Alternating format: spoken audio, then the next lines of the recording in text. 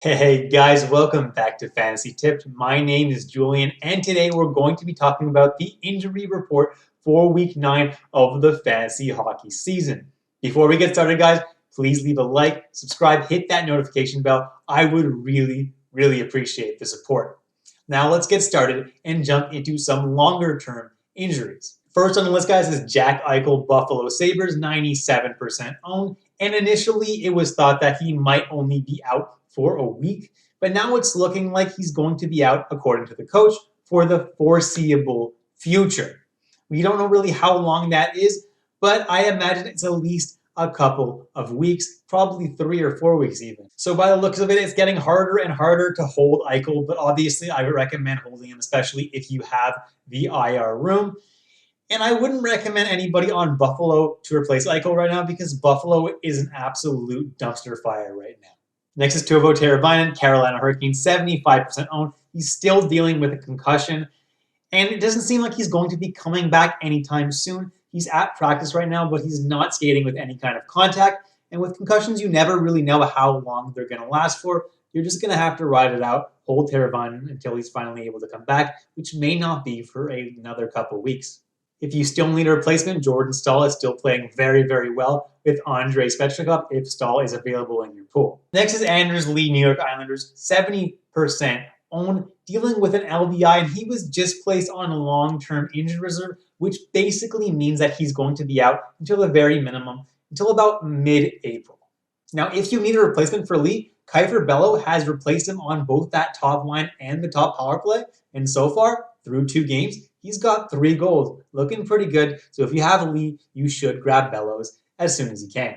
Next is Nico Hischier, New Jersey Devils, 26% owned, and he just had surgery to repair a sinus fracture. So it looks like he could be back in business in the next 3 weeks. That's still a pretty long time. So for those of you in shallower leagues, well, there's no real reason to hold on to Nico Hischier for those 3 weeks. If you're in a super deep league, yeah, you can hold on to him, especially if you have some IR room. But if you don't have the IR room, I really would not hold on to Nico Hischier.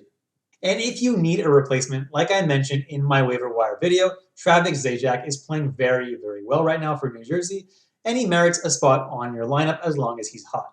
Next is Marcus Foligno, Minnesota Wild, 16% owned, and he's dealing with an undisclosed injury. We don't know how long that's going to keep him out for. It looks like it's going to be a few weeks, and at this point, there's no point holding on to Marcus Foligno since he's just a third liner anyway. Next is Kirby Dach, Chicago Blackhawks, 14% owned. He's been dealing with that wrist injury ever since the World Juniors. He's missed the entire season so far, but he feels like he's ahead of schedule. He's been skating with the team. He's on the team's taxi squad, but he hasn't been cleared for contact yet. If you're in a deep league, Kirby Dach might be someone you can consider adding right now and putting him directly on your IR if you have the IR room. He could be back within the next couple of weeks. Now jumping into some more day-to-day type injuries. First on the list, guys, is Elias Pettersson, Vancouver Canucks, 98% owned, dealing with an upper body injury, and he's not traveling with the team on that 4-game road trip. So effectively, it looks like he's probably ruled out for the rest of the week, which means hopefully the earliest he can return is early next week.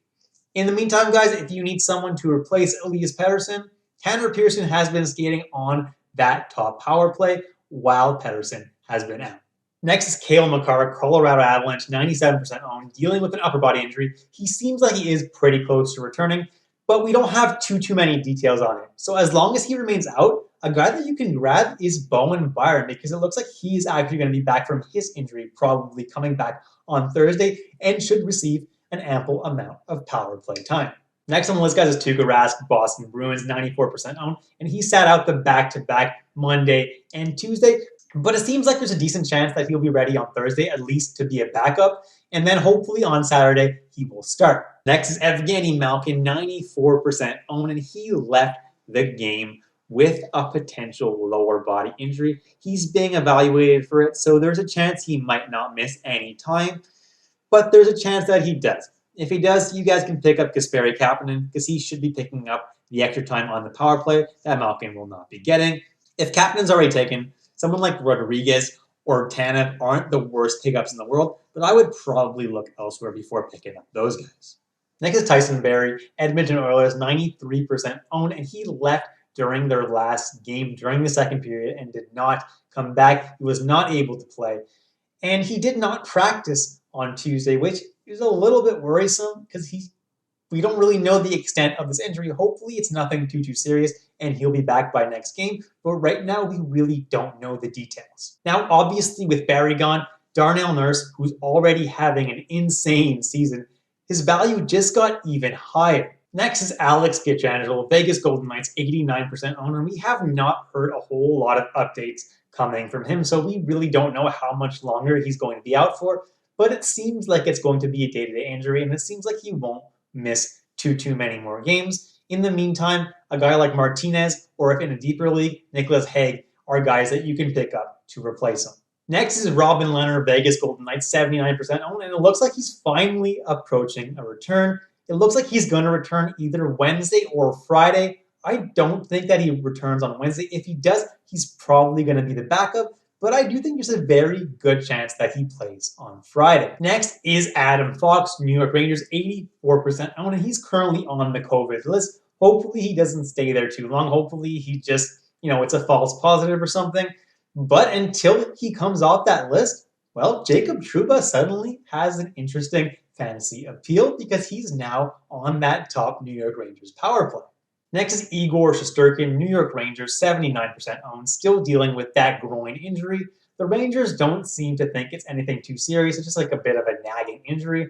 Until then, guys, Georgiev and Kincaid should hold down the fort in New York. Kincaid just kind of laid a stinker in his last game, so Georgiev might actually have the upper hand once again. Next is Vincent Trocheck, Carolina Hurricanes, 79% owned, dealing with a UBI. And before that happened, he was riding a 6-game point streak and was having one hell of a great season. It's unfortunate for him, but it doesn't seem like he's going to be out too long. They haven't put him on IR or anything, so he may only be out a couple more games. But for now, we know he's out at least Thursday night, so the earliest he can come back is Saturday. For those of you that need a direct replacement for Trocheck in your lineup, well, Martin Necas is actually getting Trocheck's top power play time right now, and he's looking pretty decent. Next is Tom Wilson, Washington Capitals, 75% owned, and he's suspended. The earliest he will be able to return is March 20th against the New York Rangers. And until then, guys, if you need someone to directly replace him in your lineup, well, like I said in my waiver wire video, Daniel Sprong is playing pretty well alongside Vrana and Kuznetsov right now, and he's also getting second power play time. Next is Dustin Brown, LA Kings, dealing with an upper body injury, and he was a late scratch to their last game, so I can't imagine that he's going to be out very long. He may be back as soon as next game, but if he's not, Jeff Carter is actually a pretty good replacement right now because he's taking Dustin Brown's spot on that top power play. Athanasiou is also a decent fill-in because he's taken Brown's spot on the top line. Next is UC Saros, Nashville Predators, 37% owned, and he is skating. He's been skating for a good while now. I think he comes back very soon, probably in the next couple of games. Until then, Pekka Rinne is an okay option. He hasn't been that great, but if you're desperate for a goalie, he's a decent streamer until Saros is healthy. Next is Jaden Schwartz, St. Louis Blues, 38% owned.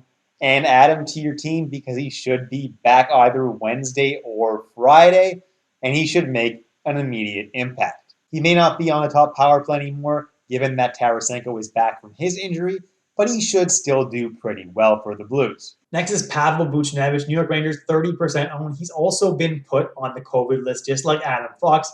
The guy's got 9 points in his last 7 games, though. Don't drop this guy. Hold on to him. Unless we know for sure that he's going to be out the full 2 weeks, then maybe you can consider dropping him for those 2 weeks. But for now, until we have a little more information, keep Buchnevich on your team. Next is Antti Ranta, Arizona Coyotes, 30% owned. And last minute before the game on Tuesday night, he decided that he was hurt once again. This guy has been dealing with injuries for the past few years, and he's found it very hard to stay healthy. But now with both Kemper and Ranta injured, Adin Hill is the unquestioned #1 in Arizona, and you can pick him up and probably drop Ranta, depending on how long the injury is. Let's wait and see if we get any updates within the next couple of days. But Adin Hill is someone who should be picked up as long as Kemper and Ranta are out. Next is Matt Murray, Ottawa Senators, 24% owned, dealing with an upper body injury. I don't think he's going to be out too much longer, maybe another game or two at most, because it doesn't seem like it's very serious. But honestly, you could probably drop Matt Murray in all but the deepest of leagues. Ottawa's just not a good team, and he could lay a stinker at any time. Next is Chandler Stevenson, Vegas Golden Knights, 23% owned, dealing with an upper body injury, and he was a game time decision on Monday, which leads me to believe that it's not too serious, and there's a good chance that he plays on Wednesday. If he doesn't, well, Cody Glass might actually be a pretty decent add for the time being because he's currently playing with Pacioretty and Stone just as long as Stevenson remains out. Next is Jonathan Quick, LA Kings, 22% owned. He's dealing with an upper body injury. There's not a whole lot of information on the injury, but honestly, guys, it doesn't matter that he's out. Cal Peterson is the better goalie in LA anyway, so if he's available, just grab Cal Peterson and you can just drop Jonathan Quick, honestly, other than the deepest of leagues where obviously Cal Peterson is probably also taken, in which case, just wait it out. He won't be out much longer. And last but not least is Noah Dobson, New York Islanders, 11% owned, and he's on the COVID list, so we don't really know. Does he have COVID? Was it a false positive? For now, he's still out, unlike his teammate, Jean-Gabriel Pageau, who was recently activated. So if you have Pageau, activate him. All is good. But Dobson looks like he may actually have COVID. So he might be out for the next couple weeks. Doesn't bode well for him, considering he was already taken off the power play, so his fantasy relevance was already pretty minimal. You can drop Noah Dobson in pretty much every league. All right, guys, you've reached the end of the video. Thank you so much for watching all the way through. I really appreciate it. Please leave a like, subscribe, hit that notification bell, leave a comment, ask me a fantasy hockey related question. I'll be happy to answer you. Until next time, guys, stay safe, stay healthy, and I'll catch you in the next episode of Fantasy Tipped.